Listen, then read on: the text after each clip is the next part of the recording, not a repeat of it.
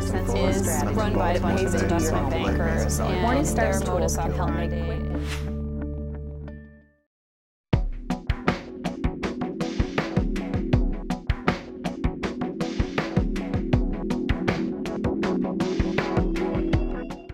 Alors la valorisation, c'est un élément clé quand on regarde un portefeuille. On peut prendre des mesures de valorisation de long terme assez simples et on se rend compte que c'est un impact essentiel à la fois sur les rendements futurs, donc les actifs qui sont aujourd'hui valorisés moins chers vont avoir des rendements futurs plus élevés et les actifs qui aujourd'hui ont une valorisation élevée vont avoir des rendements plus faibles.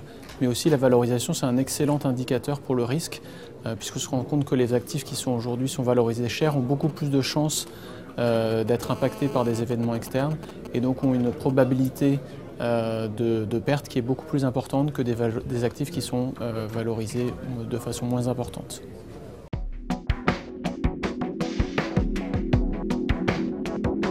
Alors aujourd'hui, quand on regarde les spreads de crédit, notamment sur la partie investment grade, les actifs de qualité, on voit qu'ils sont autour de la moyenne, sans doute un petit peu en dessous de la moyenne. C'est un bon indicateur de valorisation et donc aujourd'hui, notre sentiment, c'est que les obligations crédit sont plutôt correctement valorisées par rapport aux obligations d'État.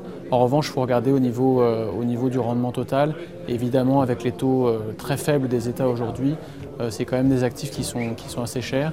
Quand on regarde la partie high yield, pour le coup, on a des spreads qui sont relativement faibles par rapport à leur moyenne historique. Et donc là, on est sur des actifs qui sont déjà plus chers, sur lesquels il faut commencer à être un petit peu méfiant aujourd'hui.